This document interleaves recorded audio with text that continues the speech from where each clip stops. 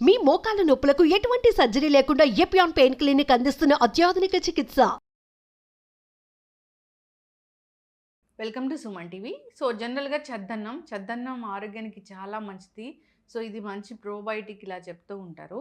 అయితే చద్దన్నంలో చాలా రకాలుగా చెప్తూ ఉన్నారు. ఇప్పుడు బ్రౌన్ రైస్ చద్దన్నము, మిల్లెట్స్ చద్దన్నం, ఇలాగా ఎవరు ఏది తీసుకోవాలి, అసలు చద్దన్నం ప్రిపరేషన్ ఏంటి, పూర్వకాలంలో ఎట్లా తయారు చేసేవాళ్ళు, పూర్తి వివరాలు తెలుసుకుందాం. మనతో పాటు ప్రముఖ vegetable therapist and sun spiritual society founder, Leo diet specialist Vikramaditya Guruji ఉన్నారు. గురూజీ నమస్తే అండి. సూర్యోస్మితల్లి. చద్దన్నము మంచి ప్రోబయోటిక్, ఇది తీసుకోవాలి ఇలా చెప్తూ ఉన్నారు. అసలు ఎట్లా ప్రిపేర్ చేసుకోవాలి? అన్నం పరబ్రహ్మ స్వరూపం, బ్రహ్మ పదార్థం. అది అంటే మనం తీసుకునే పదార్థం మనకి స్థూల శరీరానికి, సూక్ష్మ శరీరానికి, చైతన్యానికి కారణం అవుతుంది. ఏదైనా మనం తీసుకునే ఇంటేక్ ఏది తీసుకున్నా సరే 3 విభాగాలుగా ఉంటుంది. అంటే ఆ 3 కలిసినవి అందులో ఉండాలి. ఆ పాళ్ళు కూడా మనకి ఫుడ్ పిరమిడ్ ఉంటుంది కదా, 30-30-30 సమపాలనలోనే ఉండాలి. ఏది అధికంగా ఉన్నా కూడా దానివల్ల మళ్ళీ లేనిపోయిన ఇబ్బందులు వస్తాయి. ఇప్పుడు చైతన్యం ఎక్కువ ఉండాలి. మూలాధారం అధిక చైతన్యం అయితే అల్లరి ఎక్కువ చేస్తూ ఉంటారు. విపరీతమైనటువంటి చైతన్యం ఉన్న ఆ మనిషి నిద్రలేమి. నేను కొంతమంది పెద్దవాళ్ళని కలిశాను. ఇక సాయంత్రం అయితే 9-9:30 అయిన తర్వాత రిలాక్సింగ్ చేయరు. ఇలాంటి సోఫా సెట్లు ఉంటాయి కదా, కాళ్ళు అలా పెట్టుకుని ఇంకా ఇలా కూర్చోవడం అంతే. పొద్దుటే లేచి రెడీ అయిపోయి మళ్ళీ వర్క్ వెళ్ళిపోవడం. 1000 కోట్లు సంపాదించేసి చైతన్యం అధికంగా ఉంది. అంటే వాళ్ళు తీసుకునే పదార్థాల యొక్క తత్వం. అందుకనే మనకి ఆయుర్వేదం ఔషధి సూక్తం అని చెప్తుంటుంది. ఒక పదార్థాన్ని రాత్రి అంటే చంద్రుడు కాంతి ప్రబలంగా ఉన్న సమయంలో జలంతో నింపుతారు. అంటే ఇప్పుడు మనం ప్రోబయోటిక్ అని చెప్పేసి తోడన్నం అది కాదు, అది చల్లదన్నం కాదు. మధ్యాహ్నం కడుపు నిండా తినేసి సాయంత్రానికి వండుకుని వెళ్ళిపోతారు. వండుకుని వెళ్ళిపోయి అది ఏదైతే మిగిలిందో సాయంత్రం ఇంటికి వచ్చిన తర్వాత దాంట్లో నీళ్లు పోసేస్తారు. నీళ్లు పోసి వదిలేస్తారు. మరుసటి రోజు దాంట్లో మజ్జిగ కలుపుకొని భోజనం చేస్తారు. అంటే నీటితో అది ప్రాసెస్ జరిగింది. దాంట్లో ఆ గుడ్ బ్యాక్టీరియా ఫామ్ అవుతుంది. అన్నంని నీళ్ళలో పెడతారు అంతే. శీతోదనం అంటారు. చల్ది అన్నం అంటే మనం ఇప్పుడు ఏం చేస్తున్నాం, అన్నం వండేసి దాంట్లో పాలు పోసి తోడు పెడుతున్నాం, అది తోడన్నం అవుతుంది. అంటే దాంట్లో కూడా ప్రోబయోటిక్ వస్తుంది. ఒరిజినల్గా ఇదేంటంటే చల్ది, విపరీతమైనటువంటి చలువ చేస్తుంది. అంటే ఇప్పుడు మీరు అడగడానికి కారణం ఏంటి అంటే ఇదంతా సమ్మర్. ఈ సమ్మర్లో మనకి బాగా ఉపయోగపడుతుంది, చలువ చేస్తుంది. విపరీతమైనటువంటి ఉష్ణతీక్ష్ణత ఎక్కువగా ఉంటుంది కాబట్టి మనం ఈ ఓదనం అంటే మనకి ఓజస్సునిచ్చు ప్రాణశక్తి కలిగిన పదార్థం, బ్రహ్మ పదార్థం, చల్ది అన్నం అన్నమాట. అంటే నిద్ర చేసింది. దాంట్లో ఉన్నటువంటి క్వాలిటీస్ అన్నీ కూడా మరింతగా మెరుగైనవి. అరుగుదలకి ఎలాంటి ఇబ్బంది లేకుండా చాలా త్వరితగతిన జీర్ణం అవుతుంది. ప్లస్ దాంట్లో ఉన్నటువంటి పోషక విలువలు నైట్ నిద్ర చేయడం వల్ల అంటే విపరీతంగా బ్యాక్టీరియా B12 మనకి బాగా వృద్ధి చెందుతుంది. అంటే విపరీతమైనటువంటి శక్తినిస్తుంది. ఇప్పుడు రైస్ తీసుకోవాలి, సాయంత్రం వండింది, దాన్ని వాటర్లో ఉంచాలి, రేపు పొద్దున్న తీసుకోవాలి విత్ మజ్జిగ, అంతే. అదే చద్దన్నం. అంతే చల్ది నిద్ర చేసినటువంటి చల్లటనం, శీతోధనం. వాటర్కి కాన్షియస్నెస్ ఎక్కువ. ప్రకృతిలో లభించేటువంటి శక్తుల్లో చంద్రుడితో అనుసంధానమై ఉంటుంది. అందుకని సాయంత్రం నీళ్లు పోసి వదిలేస్తారు. సూర్యాస్తమయం తర్వాత, చంద్రోదయం అయిన తర్వాత మట్టి కుండల్లోనే వేస్తారు. ఎందుకంటే మట్టికి ఆకర్షణ శక్తి ఉంటుంది. 18 మైక్రోన్యూట్రిషన్స్ ఉంటాయి మట్టిలో. మనం ఉండేటువంటి స్టీల్ వెజల్స్ వీటిలో ఏమి ఉండవు.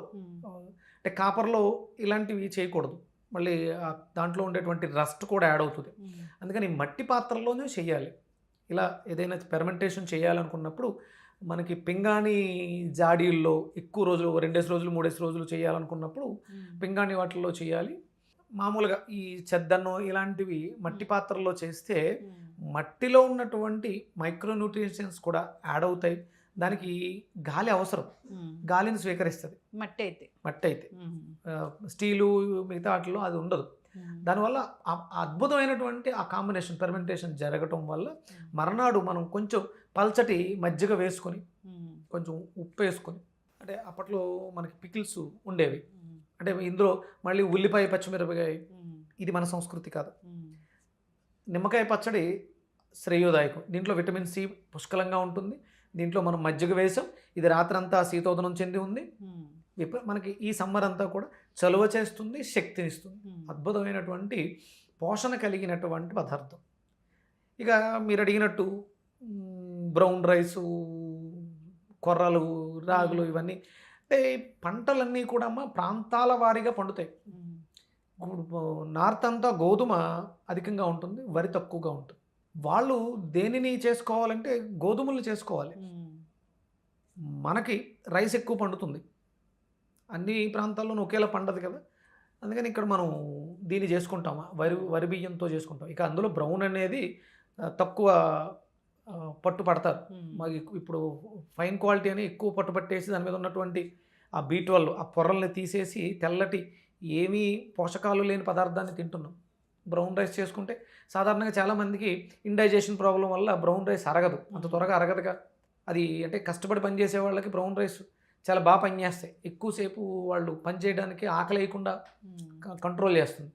ఈ ఎక్కువ పాలిష్ పట్టేసినవి ఏంటంటే త్వరగా డైజెస్ట్ అయిపోయి మళ్ళీ అవి ఇమీడియట్గా ఆకలి వేస్తుంది. అందుకని ఏంటంటే వర్క్ తక్కువ ఉన్నవాళ్ళు, కంప్యూటర్స్ ముందు ఏసీ రూమ్స్లో పనిచేసే వాళ్ళు బ్రౌన్ రైస్ లేకపోతే మిల్లెట్స్ ఇలాంటివి అంత శ్రేయస్సు కాదు. కాకపోతే ఈ పర్మెంటేషన్ జరుగుతున్నాయి కాబట్టి అందులోనే ఎక్కువ పచనం అయిపోయి ఉంటాయి, వాటర్లో నాని అరుగుదలకు ఇబ్బంది లేని స్థితికి వెళ్ళిపోతాయి. కాబట్టి మీకు అందుబాటులో ఉన్న పదార్థం, మీకు ఇష్టమైన పదార్థం, ఒక రోజు అది ఒక రోజు ఇది మార్చుకోవచ్చు. ఈ చద్దన్నం తీసుకుంటే ఆరోగ్య లాభాలు అంటే గట్ హెల్త్ బాగుంటుంది, ఇంకా శరీరానికి ఉష్ణతీక్షతను తగ్గిస్తుంది, వేడి తగ్గుతుంది, యూరిన్ సిస్టమ్కి చాలా అద్భుతంగా పనిచేస్తుంది, స్కిన్ హెల్త్ మెరుగవుతుంది, మాయిశ్చర్ మనం అందులో పెరిగేస్తాం కాబట్టి అందులో కాల్షియం ఉంటుంది, ఫ్యాట్స్ ఉంటాయి, అన్నీ సమపాలల్లో ఉండేటువంటి అత్యంత పోషక విలువలు కలిగినటువంటి చల్ది అన్నం శీతోదనం. వెయిట్ లాస్ కూడా అవుతారమ్మా. అంటే ఇప్పుడు మనం మామూలుగా రెగ్యులర్గా తీసుకునేటువంటి బ్రేక్ఫాస్ట్లు ఏవైతే ఉన్నాయో వాటితో పోల్చుకుంటే అద్భుతమైనటువంటి శక్తి ఉంటుంది. మీరు దానికి తగ్గ పని ఉంటే, మీరు విపరీతంగా చెద్దన్నం తినేసి ఇంట్లో ఏసీ రూమ్లో కూర్చుంటే నిద్ర వస్తుంది. అది బయట శ్రమ పడే వాళ్ళకి ఇది అద్భుతంగా పనిచేస్తుంది. మీకు అంత పెద్దగా పని లేదు అన్నప్పుడు చెద్దన్నం అంటే చూడండి, వాడు ఎలా ఉన్నాడో చల్ది ముద్దలాగా చద్దన్నం లాగా అని అంటారు కదా. అప్పుడు వాళ్ళు చద్దన్నం తీసుకుంటారు, వాళ్ళకి B12 వస్తుంది, ఎండలోకి వెళ్తారు, డి విటమిన్ వస్తుంది. మీరు చద్దన్నం తీసుకుని ఏసీ రూమ్లో కూర్చుంటే పప్పు ముద్దలా ఉన్నట్టు అయిపోతారు. మరి ఎక్కువగా మీకు నిద్ర వచ్చేస్తుంది, చలవ చేస్తుంది కదా. మీకు దానికి తగ్గ శ్రమ ఉండాలి. అప్పుడు మీకు ఈ చద్దన్నం అంటే పెద్దల మాట చద్దన్నం మూట అంటారు. అంత మంచిది. అంటే ఎక్స్పీరియన్స్డ్, అనుభవంతో చెప్తున్నటువంటి మాటలకు విలువ ఎక్కువ, చద్దన్నానికి కూడా అదే విలువ. చక్కగా చెప్పారు గురూజీ. చద్దన్నం అంటే చద్దన్నమే, అన్నం వాటర్లో పెట్టి తీసిందే చద్దన్నము, రేపు పొద్దున్న తింటారు. అయితే మజ్జిగ తోడేసింది, పాలు తోడేసింది కాదు. అండ్ ఉల్లిపాయ పచ్చిమిరపకాయలు కలిపి తీసుకునేది కూడా అది మనం కన్సిడర్ చేయము చద్దన్నం లాగా. పచ్చళ్ళని ఎర్ర కారంతో పట్టకండి, మిరియాల పొడితోటి పట్టుకోవాలి. అందులో ఇప్పుడు మనకి ఆవకాయకి పేరు ఎర్రటి రంగుకు రాలా, అందులో వేసినటువంటి ఆవపిండికి ఆవకాయ అని వచ్చింది. మామిడికాయ ఆవపిండి, మెంతుల పిండి, నువ్వుల నూనెలో పర్మెంట్ అయ్యింది కాబట్టి దానికి ఆ పేరు వచ్చింది. కానీ అందులో వేసేటువంటి గుంటూరు కారం లేకపోతే రకరకాల కారాలతో పేర్లు చెప్తారు, అవన్నీ కాదు. మనకి అంటే ఊరబెట్టినటువంటి పచ్చడి. ఇక్కడ ఒకరోజు ఊరితేనే, ఒక రాత్రి ఊరితేనే చద్దన్నానికి అంత క్వాలిటీస్ ఉంటే, రోజులు తరబడి నెలల తరబడి ఊరబెట్టినటువంటి టమాటా, నిమ్మకాయ, మామిడికాయ పచ్చడి ఏదైతే ఉందో పికిల్, అది మనకి మరింత ఆరోగ్యాన్ని ఇస్తుంది. ఫర్మెంటేషన్ అనేది ఇంపార్టెంట్ ఇక్కడ. ఎస్, చక్కగా చెప్పారు గురూజీ. చాలా మందికి ఎంత కన్ఫ్యూజన్ ఉందంటే ఇట్లా చేసుకోవాలా చద్దన్నం, అట్లా తయారు చేయాలని. మట్టి కుండల్లో వాటర్ పోసి దాంట్లో రాత్రి మిగిలిన అన్నము వేసి ఆ రాత్రంతా ఉంచి రేపు పొద్దున్న దాన్ని తీసుకుంటే మజ్జిగతో కలిపి అది చద్దన్నం లాగా చెప్తాము. అది అసలైన పద్ధతి, ఆ విధంగా తీసుకోవాలి. గట్ హెల్త్ మెరుగవుతుంది, అంతేకాదు రకరకాల హెల్త్ ఇష్యూస్ కూడా తగ్గిపోతాయి.